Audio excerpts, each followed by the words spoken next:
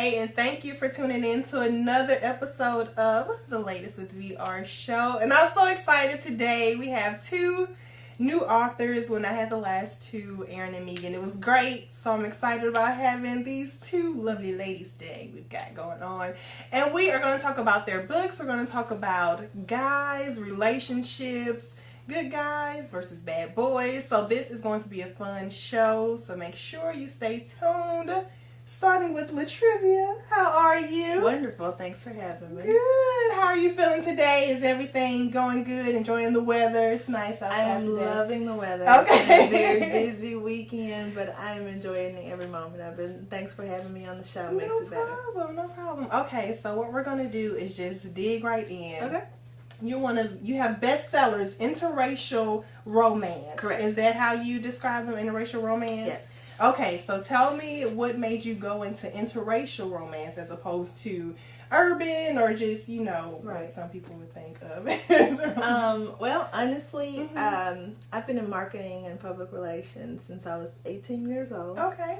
I wrote my first book my first published work when I was in kindergarten. I was in the commercial PFO poem, and so that sort of started it all. And I always loved writing romance novels. And I think that I just realized that there was a niche where there was a need for more developed characters. Mm-hmm.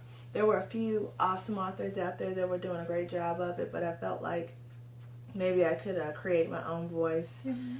And being in an interracial relationship at that time, I felt like a lot of the issues weren't covered. It was so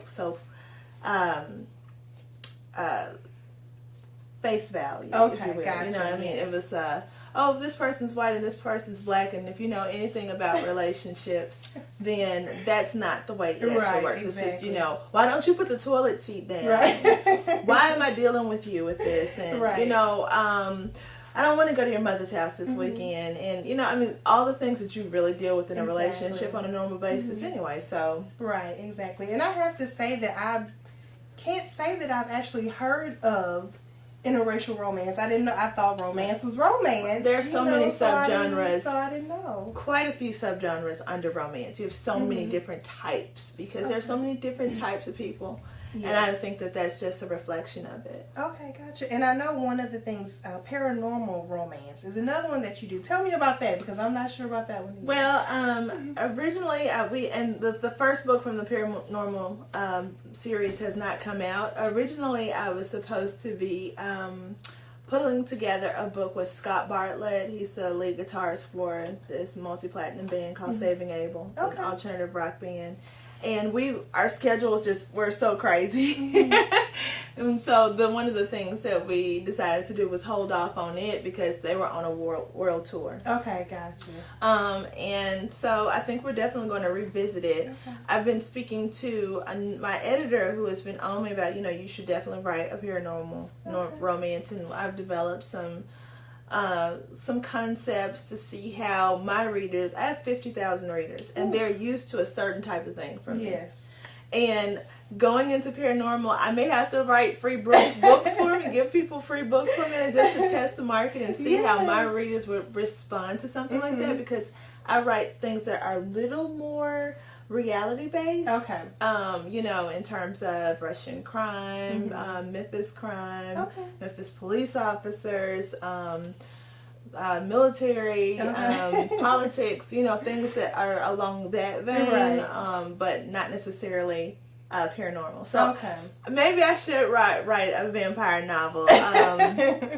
I think that, I watch enough vampire stories, but I think that it would be, the first one would definitely be something we do for free. Okay, gotcha. To see if readers say, you know what, Trivia, I like it, or let's, stick with it. Because that's one of my questions that I have for you. Once you start out with romance and you dip into something different, or your readers kind of like, wait a minute, I want all of the romance that you've been giving us before. I've never really done true romance except for with the Lonely Heart series. The Lonely Heart series are individual stories, standalones about particular relationships. Right. Whereas everything else is, driving fast and shooting and guns and so whenever my readers get a book from me, 9 times out of 10 if they check it, they'll see Lonely Heart series is all about, I fell in love with you at the grocery store, and now And then if they see that it doesn't have any indication on it, 9 times out of 10, there's going to be some violence and it's going to be craziness. And that's one of the fun things about this brand is that a woman can read this and feel like she watched an action movie. Right. And her husband, boyfriend, whomever can pick it up and read it and enjoy it too. Because I hear that a lot. Guys are like, I really like it. But my girlfriend left her book at the house and I picked it up. And so, just started reading. And that's one of my questions too. You said the Lonely Heart series. Now you have The Ugly Girlfriend, Finding Oprah, and The Grunt. And The Contingency Plan. And The Contingency. Okay, out of those 4, I've read some of the reviews about it, but do you have a favorite or one that's like your baby that you... I think The Grunt is definitely my baby. Gotcha. Okay. The Grunt is what... When I wrote The Grunt, we had just gotten back from Camp Lejeune. Okay. And we've been in Camp Lejeune for quite some time. So we had gotten used to the lifestyle. We never locked our doors. It's 40,000 Marines every morning doing cadence, running in the rain, in the sun. Right. They open the doors for you and it's yes ma'am and no ma'am, and there's a certain amount of respect and decorum that you just don't get anywhere in the world. And I've visited a lot of places and I can truly say you go to Fort Campbell, you go to Camp Lejeune, Army base or Marine Corps base, it doesn't matter. The same feeling is there, is that it's about respect and honor. And so The Grunt was a dedication to that type of respect between men and women. Okay. And it also questions in terms of status and socioeconomic status and, you know, just status in the community, because every community, you know, there is that issue, you know. And so this deals with enlisted versus, you know, officers and commissioned officers, and it's a hilarious twist. You don't expect it. Good. Okay. And now also, aside from all the books you also have a radio show, the Blog Talk radio show called The Skinny. Tell me a little bit about that. Well, I've got with so many readers, and I first started out with a bunch of readers in the U.S., which was awesome because a lot of the books signings that we went to and whatnot were here, but it's like, how am I going to get to London? How am I going to get to Moscow? You know, and we have so many followers. We have, the last time we checked, we had 128 countries that were on our roster of dedicated readers. Okay. And I was like, I can't communicate with all these people. I want to, you know, in the middle of the night sending emails to fans, which I love, and the one thing I decided, you know, in talking to the team, the best thing to do was try to do a radio show. Okay, gotcha. So that you could call in and ask questions. And a lot of people still send me an email, which I thought I was being smart. And then they still send an email and ask more emails. Yes, yeah, I'm sure. Tons. So it's a lot of fun. Okay. And we're definitely going to pick it back up for 2014. Okay. You know, pretty heavily, maybe twice a month, which was pretty heavy for my schedule. Right. You know, but it's fun. It's a lot of fun. Gotcha. And now I know that you've been a spotlight in so many different Memphis arenas, but you were also spotlight in Ebony magazine. Is that correct? Correct. How did that feel? That's big. It was a lot of fun. I was in college, and I was at the time writing Ivy's Twisted Vine, and I was Miss Lemoyne in college, and it was just one of those things where I was like, when I was approached about it, I was really excited. And one of the things I remember telling my sorority sisters, what am I going to do with my hair?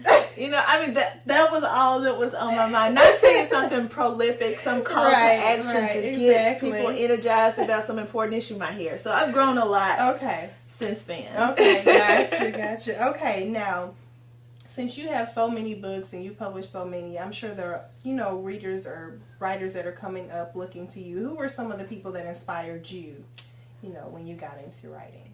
I would have to say, when I first started, Roll of Thunder, Hear My Cry was my first novel in the 2nd grade. Okay.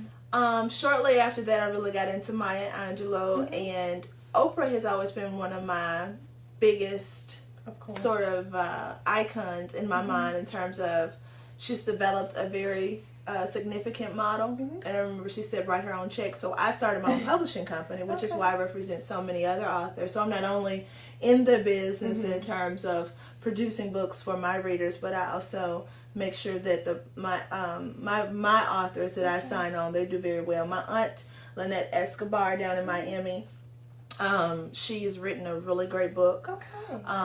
And you know, done very well. A very dear friend of mine, Jay Henderson, she wrote the Someday trilogy, which really focused on the walk a woman has with Christianity and celibacy. And Dr. John Bell, a good friend of mine and one of the leading podiatrists in Memphis, he's written an array of books. Okay. Rhonda Nelson has written a really great fiction book, and so we have some new authors that will be coming up. It's really a lot of fun.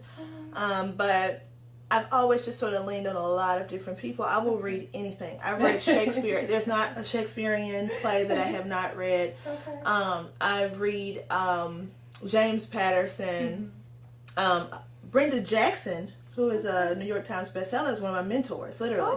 Okay. We were down there. She flew us down for her movie premiere. You know, I've talked to her 100 times about how to keep this thing fresh, you know, because she has produced so many books and done so many amazing, groundbreaking things. I think it's important when you know that you're ready to make that next level type of relationship, that you start to surround yourself with people that are already there. Yes. And people who are getting there, you know, and I was just having that conversation. Yeah, it's really important. So Oprah said, write your own checks. And I remember I worked for the National Civil Rights Museum, and I brought in President Clinton, and I brought in Bono, and you know, I met all these awesome people. And then Oprah was coming. That was a big deal. It's like, it's Yes, you know what I mean? Because exactly. here she is. Like, I don't think Beyonce could have done what she has done. I don't think a million other women, young women in so many avenues and doing so many different things could have done what they done if she hadn't done it. Exactly. Because whether we realized it or not subconsciously, she was the model. Like, I'm Trust going to be like, me, oh, you know, I want Tom Cruise jumping all over my sofa. That's not going to happen, but you get what I'm saying.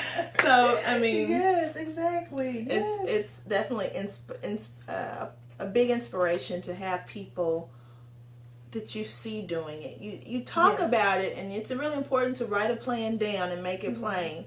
But there has to be some steps. Yes. You've got to be willing to sacrifice, It's levels give to this. something, work that 9 to 5, Right. and then work another 9 to 5. I mean, this weekend we were doing 100 things. You know, we were in 100 different places, Right. and it's just so important for you not to say in your mind, well, I've worked too much. Right. Well, have you gotten where you Right, are supposed exactly. You to need where to keep you going. go back to work. Yes, keep Yeah, going. so Okay, it's really so important. another question I have. Would you like to see your books as plays or movies and things like that? Well, currently, and I of course can't say whom, but I'm currently having the book reviewed by a major movie producer. Okay. And like, this is the second time that he has reviewed something, and the first time when his office called, I was like, this is such a joke. I almost hung up on them.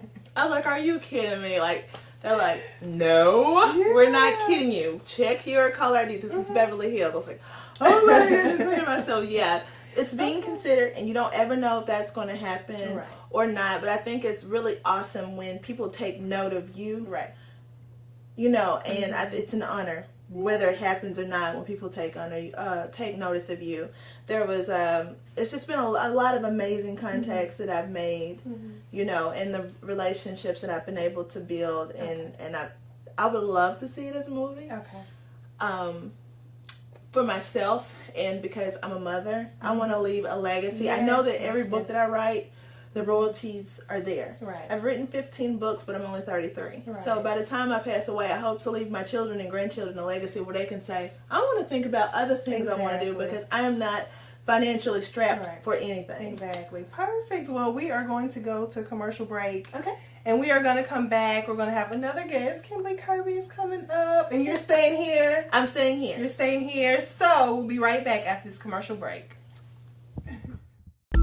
Hey, does your food suffer from a flavor deficiency? Well, let Flying Sobeys multi-purpose buffalo wing sauce give you a smack in the mouth with flavor. Excuse me, ma'am. Can I give you a Flying Sobeys flavor smack in the mouth? Well, sure you can. Ooh. Wow. Can I have a flavor smack in the mouth too? Sure you can. With Flying Sobeys multi-purpose buffalo wing sauce. Get you some today. Hello, friends. I'm concerned about the health of our African American community. According to the American Heart Association, our rates of high blood pressure in the U.S. are among the highest in the world. And diabetes, obesity, high cholesterol, physical inactivity, poor nutrition, and smoking are causing us to suffer and die from stroke at alarming rates. In 3 John 2, the Bible says, "Beloved, I pray that you may prosper in all things and be in health, just as your soul prospers." Visit powertoendstroke.org and become empowered to take care of your health. You are the power to end stroke.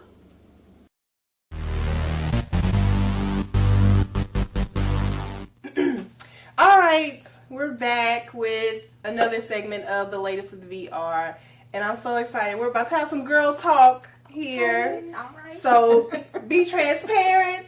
Okay. However you feel, say it. As long as there's no cursing, we might be able to bleep it out, but we're not going to do that. But, be open, be honest, tell how you really feel about it. So what we're talking about today is good guys versus bad boys. First, we're going to start by defining what a good guy is or what a bad boy is to you. I'm going to start with you, Kimberly. But to me, a good guy is that's that husband quality guy. That's the guy that he treats you well. Mm-hmm. He listens to you. He honors you. He respects you. Mm-hmm. That's the good guy. The bad guy that's that guy, he disrespects you. Mm-hmm. He doesn't treat you the way you're worthy of being treated. Mm-hmm. And that's something I think we all can agree with. Yes, I agree. And Kimberly knows she has her own books coming out. And just Kimberly Kirby is who this is, if you all don't know already. But she also does romance novels, so she knows. She writes about it, so she knows. But yes, that was very good. Okay, what about you? What do you think would trivia? Totally different. I'm going to take a totally different. A bad boy is someone who just has not come into his own yet. Oh, okay. He hasn't reached that completion in his life. Mm-hmm. Not to be complete for somebody else, but just his own. He's more self-centered, more focused on his thing. And a good guy is someone who maybe he hadn't arrived there yet, but he's really willing to open up and give more of himself to other people. Yeah. Okay, gotcha. Even during the process of his completion. So most of the bad boys I know are all about themselves. Yes. Oh, yes. And, they do sort of respect the women that they're with, but they still they're just rough around the edges. They're like a diamond that you really probably are going to need a blowtorch for. Forget shining it. It is what it is. But then you've got really good guys who have been bad boys, and they're just reformed. They met that woman. They're at that part of their life, and they're like, you know what? I used to do all that. Mm-hmm. I've been there. Okay. So. And now, in one of your books, The Grunt, Staff Sergeant Brett Black, is he a good guy or a bad boy? He's a good guy. He is a good guy. Okay, and what about Mitchell O'Keefe from The Ugly Girlfriend? He's good? He's a good guy. He is good. Okay, now, The Royal Flush. Now look Dmitry Medloff. Yes, is Dmitry. Is he rough around the edges, or what would you consider him to be? People who have met the real Dmitry Medloff. There is a real Dmitry. Dmitry Medloff from the Book of 7 Feet. He's 6'8". One is blonde, one is dark hair. Okay. You know what I mean? But they're both originally, Russian, and so I would say anybody who knows either character would be like, bad boy. Okay. Bad of course, just reading about him, it's like, he is a bad boy. Very rough. Yes. Yeah. The tattoos tell the story. Yeah. Okay, so both of you guys kind of gave different, scenarios, but do you think a bad boy can be a good guy, or can he, be faithful? Can he, be the things that a good guy can be, or is it just, because a lot of people think bad boy, think jail, think, crime and drugs and, that type of thing. Yeah. But can that guy that's been in and out of jail and, on the street corners, can he be faithful to a woman? Can he be? I think he can do that. I think he can get there.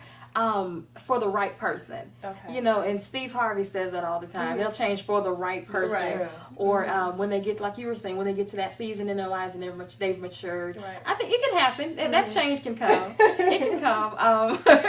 It's not always an easy change. Okay, gotcha. I don't know any dudes that hang out street corners, but that doesn't make them very bad boys. I think they're bad boys in boardrooms. Yeah. They're bad boys, you know, in business in general, and Yeah. they do all sorts of shady stuff. And just because they wear a Yes. suit and they drive a nice vehicle, Yes. then they're no.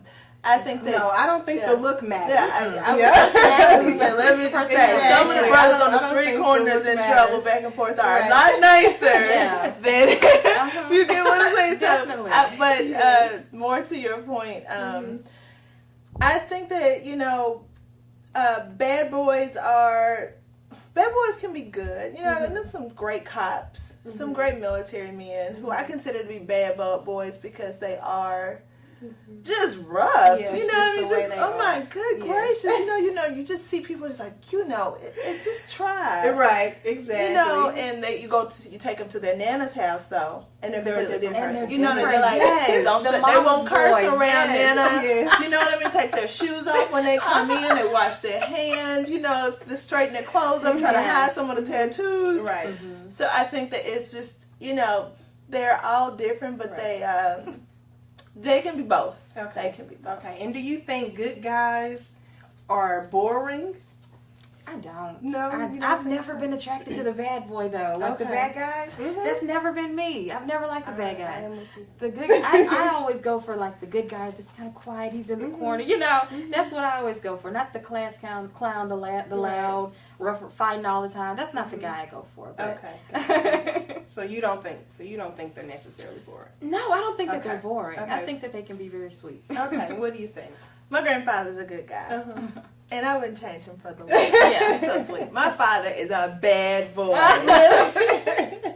He's a sweetie pie, Yeah. but He's he's bad. sweet. And then I've always been my brother is a good guy. You know what I mean? I've seen this sort of the polar opposite Okay. of the two, and I think that there's something to say for both. Okay. I do think that good guys can be extremely exciting because Yeah, they're they not can be. focused on putting off a persona for everybody, so they can show you a side of them that Yes, only you two only have you that is see. very, Yeah. very special. But I like bad boys. Really? I like bad boys. I'm gonna be completely honest, and my mom knows this, and when she sees this, it's not like she's gonna be shocked. Right. My priest knows it. You know what I mean? It's like Yes. I like bad boys. You like bad boys. Is it because there's a level of excitement for them, or what is it about a bad boy? He doesn't you have like? to be. I mean, I don't like people who've been incarcerated. I don't like people who have.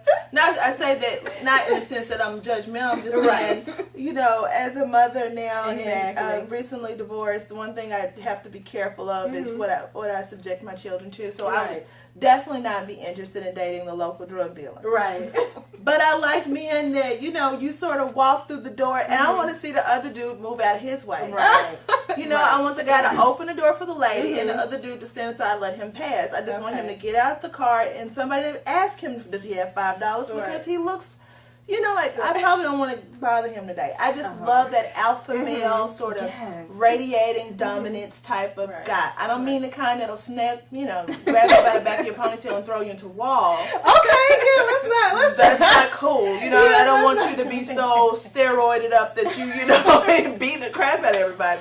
I'm simply saying that I like that thing of, I am a man's man. I am myself. I have confidence in myself, and I don't have to prove anything. But can a good guy I was just be gonna that? say that. The though? good guy can have Yeah, that the too. good The good guy can have Absolutely. the masculinity, he can Right. have that walk in the room and take charge. Right. I exactly. agree. He can have that. He can have that. Now, the bad boy, he might have some other characteristics that we can't get with, you know. Right. But I think the good guy, he can have that still, that down home, the manners and all Yes. that, and he can I still think have that that's take sweet. charge. Get out of my way. Right. You're not gonna talk to You're my woman right, any kind of way. right, Then right, if right. you push him there. So. Right. Exactly. So I think there's levels to this. Yeah, That's what, yeah, that's yeah. what we're saying. I like that as a t-shirt.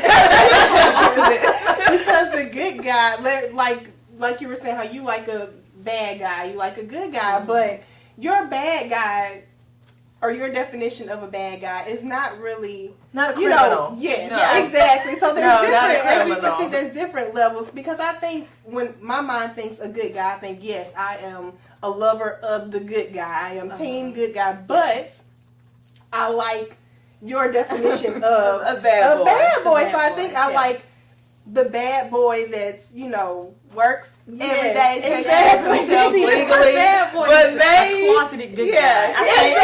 That's what yes. Or a bad boy who's a complete anti-hero. Just nothing 180. Or Like, he's been a bad boy before. Yes. But now you're a reformed bad boy. Right. I think that's what I like. As I long like as he is not, I think that one thing that I always ask a guy, and if he sort of shies out from it, then I mean, if like, are you a Christian? Okay. Yeah. If that's like the most simple thing. It's a yes or no. And if a guy's like, hey, you know, she's talking about religion, and I know that I don't want to be guilty, but I think a guy, just like men have the hardest decisions in this world to make sometimes, especially depending on what field they're in. Yes. And so sometimes if you just know the basics, you know, are you going to really try to be a good person at heart? That matters. But then in his day-to-day job, he's a bad boy. You know what I mean? I will kick this door in and drag all of y'all out of here. I love it. You know what I mean? I something about it. I love that rough sort of take charge guy. Yes, love that. I consider that the bad boy. We don't have have to mess with them. I like that. Yes, we have talked about good guys, bad boys, and it's already time to close. We're going to have to come back. Both of y'all come back, and we'll talk more about it, because I have so much more to cover that I didn't get to. But we have reached the close of the show. Thank you all for watching. Kimberly Kirby, she is definitely coming back. She's going to have her own spotlight segment when she comes back. Love her. I'm still in one of your books. Yes. And Latrivia, you know, she is awesome. We love her. So they both will be back. And thank you guys so much for coming and joining me, having a little girl talk. Thank you. And I'll let you all know how you can reach these two, because you have to make sure you look out for them, get their books, support them. Yes, support these ladies. They're amazing. And thank you so much for watching another episode of The Latest. Make sure you follow me on all of the social medias, Twitter, Instagram, Facebook, YouTube, you name it, I'm there. So, once again, keep tuning in to The Latest. And remember, it's always the latest with VR. Until next time, bye.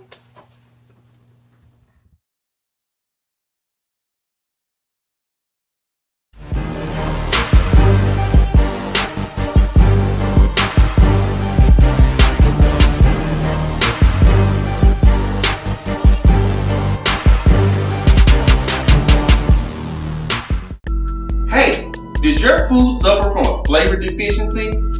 Well, let Flying Sobeys multi-purpose buffalo wing sauce give you a smack in the mouth with flavor. Excuse me, ma'am. Can I give you a Flying Sobeys flavor smack in the mouth? Well, sure you can. Ooh. Wow. Can I have a flavor smack in the mouth too? Sure you can. With Flying Sobeys multi-purpose buffalo wing sauce. Get you some today.